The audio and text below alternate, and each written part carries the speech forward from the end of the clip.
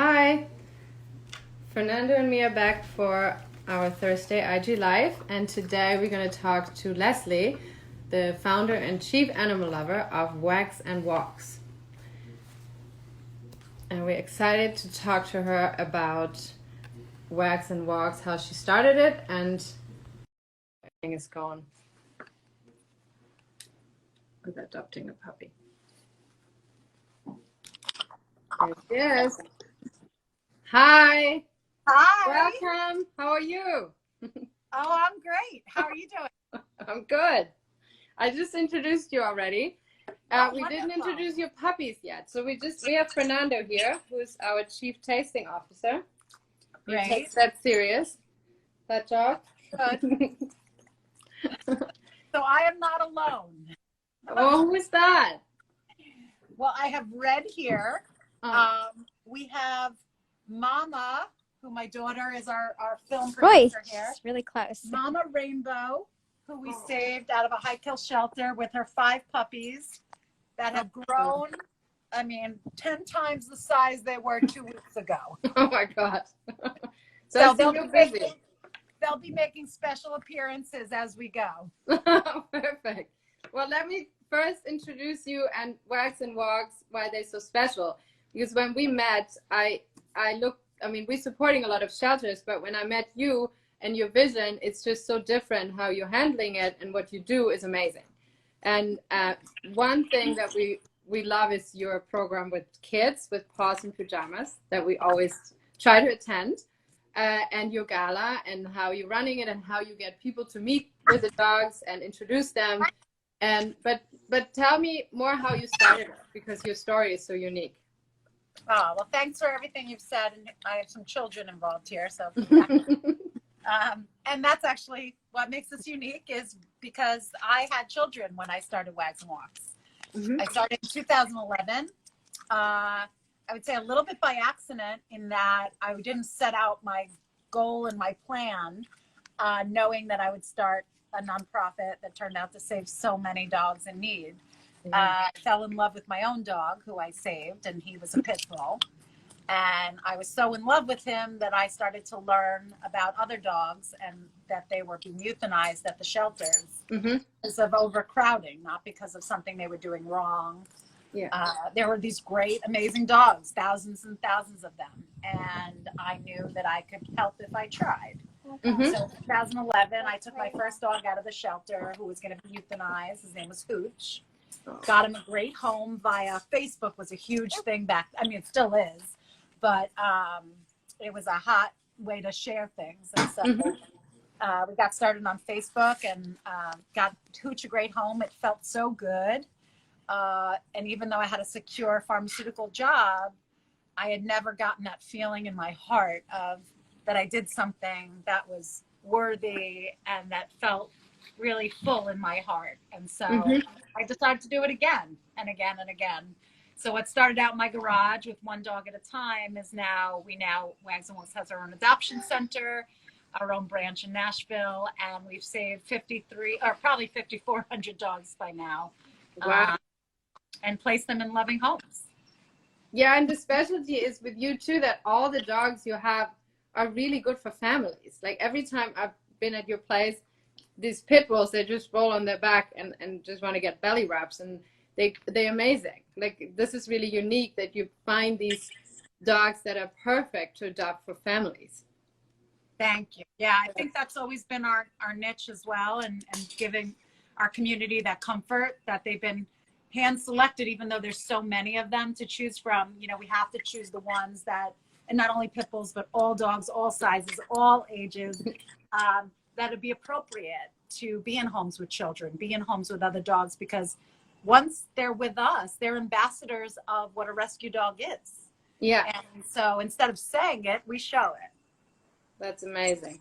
Now during this time of the lockdown, I know that's challenging for a lot of businesses, and everyone has different challenges during that time, but we all agree that our pets and companions help us through that time with their social contact and just keeping us sane, and still be able to give love and be socially contact with them.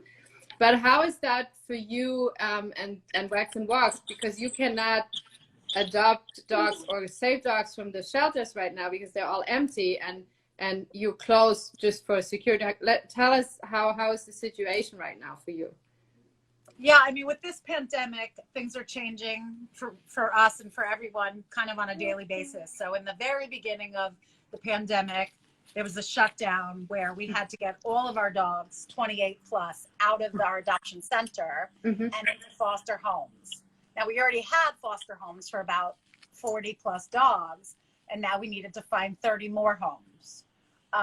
So thankfully, our community is so fantastic that overnight we were able to put our dogs into loving foster homes. And even though the shelters are technically, some of them are closed, they still have dogs that are pregnant and dogs that are being brought that are in urgent need of medical care. And we're still getting those calls, and we're answering those calls. So Wags and Walks continues to save between 10 and 15 dogs a week.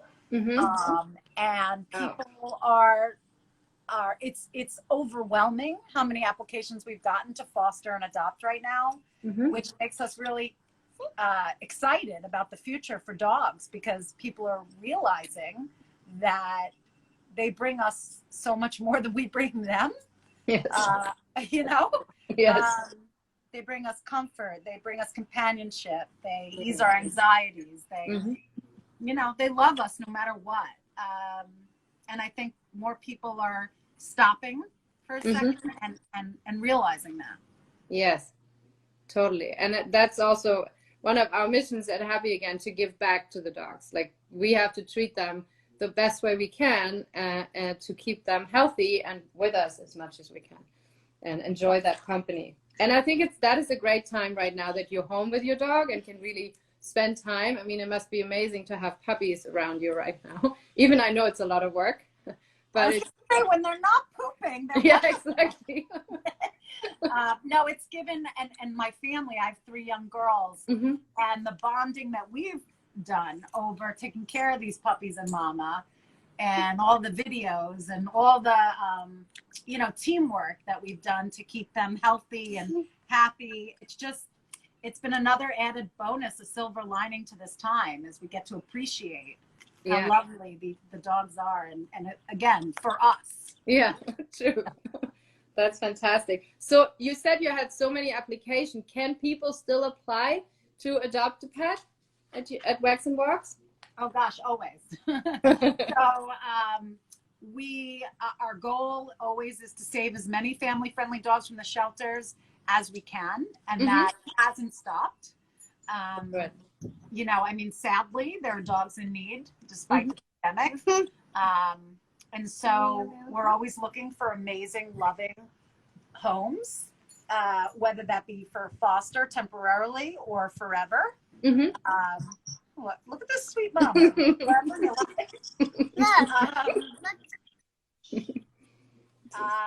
So yes, we're always accepting applications to adopt, foster, volunteer, donate. You know, it's always good. All good. That's fantastic. So how, I know that you normally have a big process of how the people meet their dogs. Are they still able to meet any, or is that not available right now? Because I know you've been trying to, since you're closed, there might not be the option, but can they meet dogs? Yeah, so the same thing is with the pandemic, we kind of adjusted as it was safe. So initially it was not safe at all to do meet and greets, so we didn't do them at all.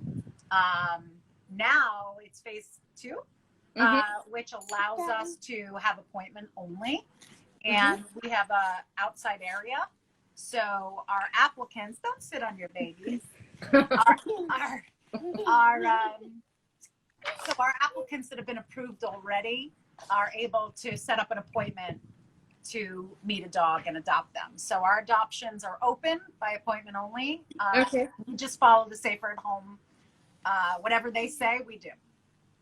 That's great. I encourage everyone to ask questions. You have now the chance to talk to Lesley. I got one question already. If Wags and Walks allowing adoptions from Northern California? Yeah, so we're LA based and Nashville based, but we've had a ton of adopters from all over. Northern California for sure, some of our best people, Philadelphia, New York. So if the person is willing to drive all the way here and meet the dog and bring them back with them, it's a possibility. Perfect. Yeah, we got to be part of your gala last year, which is amazing. And I heard that story from one of your customers that drove through the whole country to get a dog. Yeah, that was amazing. Story. Yeah. That's great. So I think one question I always thought, like, you really innovative with all the stuff you do to keep Wax and Walks different and have all these initiatives, like with the kids and the gala and your events, they're all great. How do you stay that innovative and come up with all these new things? I mean, you have so much work next to that ideas. Yeah, thanks. I think because I started this without a background in it, I was always an entrepreneurial spirit. And then by luck or whatever you want to call it, I welcomed in so many people that are creative minded and like-minded that didn't, that had a background in marketing or advertising or they're just creative and smart and innovative. And so as the team grew, they increased our capabilities to be able to come more innovative, and we also love to have fun, even though of course, like at the core of it, in your business and in mine, we're worried about animal safety and health. Yes. And that's, worrisome, but at the end of the day, we want to make a positive message and the success stories. And so always building out how can we make this happy? How can we make this fun? So people want to be engaged and involved is our philosophy. That's fantastic. I got a question. How can people help Wax and Walks right now? We should have a fundraiser button on the Instagram live. If not, if that doesn't work, go to waxandwalks.org and donate. I mean, I'm sure you need a lot right now because you have to take care of all these dogs in foster homes and they need food and medical care. And so everyone that can help, any dollar counts to just save more dogs. We also got a question. Can you socialize a puppy during this time right now? Is that like challenging or? I would say that is going to be challenging during this time, just because obviously you're not supposed to be with other people other than your family members. So I would go to, the local restrictions in your community to see what is allowed and what isn't. But I would say it's probably not the best time to be socializing a puppy. But it's a really good time to get to know your pet because you never had as much time to spend every minute of the day and get to know what they love and go for long walks. And that's what I think is such an amazing thing. Even if it's a challenging time, this gives me a lot of joy to just walk him and play with him and have fun and go outside and just even if it's in the garden, but still he's really enjoying it. Oh no, the best time to get to know your pet and get closer and spend all that quality time with them is now. I just think, and especially puppies like we have here, it is a great time for socializing because we're keeping them together. They're not going anywhere until they're adopted. So it is in a lot of ways a great time to be a dog. So how many puppies do you have at home? Here we have Mama Rainbow, my children name them, and her 5 colors.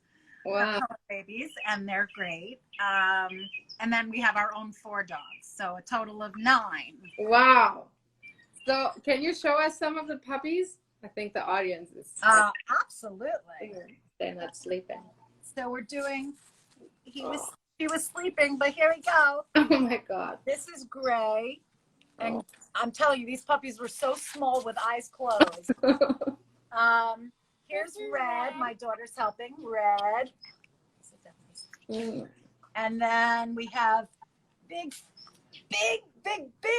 girl Periwinkle. They chose their own collars today. Oh my God. How old are they? They are about 6 weeks old. This is Blue.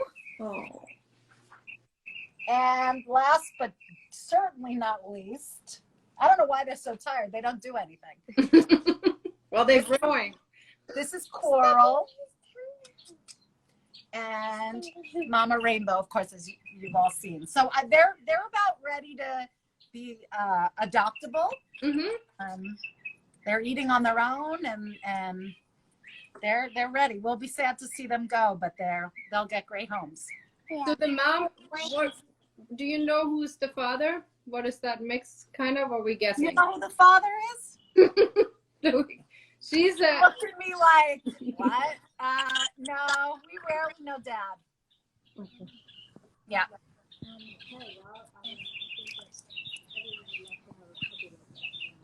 They're also asking how can teenagers help to support Wags and Walks. I know there is the Paws and Pajamas that my daughter loves to read for dogs in the morning before the big adoption day to just keep them. And I love it. They like fall asleep in 5 minutes, and the girls love it. Yep. That's a great event. But for teenagers, I think you do have volunteer programs, right? Yep. I mean, really, Wags and Walks is open to everyone and anyone who wants to participate to be helpful.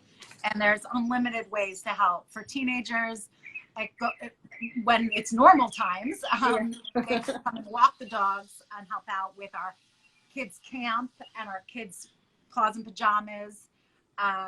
So we have a couple of campaigns now. I mean, right now we're all learning together how to do things virtually. I would assume all the teenagers know how to do it better than we do. So I'd be very open to teenagers coming together and giving us some ideas. That's true. This way, because like I said, we're all learning, and I'm certainly not used to this. And this is the only way we can connect with our community and raise the funds that we need to survive. Yeah, again, please donate at wagsandwalks.org and help dogs and the puppies until they get adopted and further on to save more dogs. And Lesley, you for the ones that didn't tune in the beginning, your normal procedure of when we not in lockdown would be that you go twice a week to the kill shelters and actually save those dogs. And once they're with Wags and Walks, they stay forever, even if they're not adopted for a while. Correct. We take care of everything that they need until we find them the proper home. And we go, it used to be 2 times a week to the high kill shelters. It's now about 4 times a week. Oh, wow. So we're very busy. So, and you got over 5,000 dogs adopted today. Yes. That is amazing. Do you have like a goal in the next month? Well, it was to save at least 1,000 dogs this year. Of course, this pandemic has put a dent in everything. So I think right now we're just focused on, being successful every day as a team, taking the dogs that need us the most while promoting it's called a crisis campaign, crisis companion campaign that we have on our website going. That literally supports. So we have 230 dogs in our foster care right now, whereas normally we have 40. So we're really providing everything that all of those dogs need. So our goal is to just make sure that the dogs that we have in our care are healthy and happy, and that we're able to sustain ourselves so that we can continue doing the work that we all love. How many puppies do you have in foster homes? Do you know that? I do. It was part of a trivia game that we played last night with our volunteers. 102. Oh my God. Wow. And they will all be up for adoption as soon as they're 12 weeks. Wow. Fantastic. Yep. It's a lot of puppies. That's great. It's a lot of stray knitters. Are you planning on the gala in fall, or are you holding off until we know? Let me cry for a minute. I know this is always the biggest and best event of the year. It is. Thank you. We all look forward to it, and it's fun, and it celebrates what we've done, and it also raises us half of what we need in revenue each year. But we made the decision on Friday that we're going to go to virtual gala, and we're going to make it awesome. it's just going to be different. So, well, I like that. People can still dress up on camera. Absolutely. We're going to figure out could lots of fun ways to get involved, and we'll probably reach more people that want to be involved in the gala. So it'll be great. Yeah. Yeah, I think that could be really big. Hope so. Fantastic. Well, we still are supporting you. We just do another campaign with every purchase of Happy Again. We're giving Wags and Walks. So we continue doing that. And I hope everyone that is on the live now, and even that we send the recording, please donate to wagsandwalks.org to all the campaigns you have, and support these little super cute puppies and all the other dogs as well. And Happy, again, you guys have been wonderful, a wonderful partnership since the day we met. And your product's done great things for our dogs and helped them be more mobile. And some of the senior dogs have taken it and felt better and been able to run faster. And that's great. We just appreciate the partnership. Yeah, we're missing you all, and we're missing these great events. They're always so much fun. So hopefully we're soon back to normal. But so everyone can still apply for adoption. They just send it in. Is it on your website, the application? Everything is on everything on wagsandwalks.org. Applications to foster, to adopt, to donate to our crisis companion campaign, and all that good stuff. Fantastic. Well, I hope you enjoy the time at home with your puppies. I know how much work it is, even if they're super cute. But I took care of some French Bulldog puppies for a couple of weeks, and every morning was a disaster. Correct. It's like Groundhog's Day. Yes. But they are so adorable that you forget that in 1 minute. So. I think that's why they make them so cute. Probably. So, well, great. Thank you for joining us, and tell all our listeners about your great organization. And we will send out that video for those who couldn't tune in. And I hope you continue doing all your great work, and that we can support you, and you will get your goal to save 1,000 dogs this year. Thank you. I help you. Thank you. Thank you. Thank you. Bye. Bye.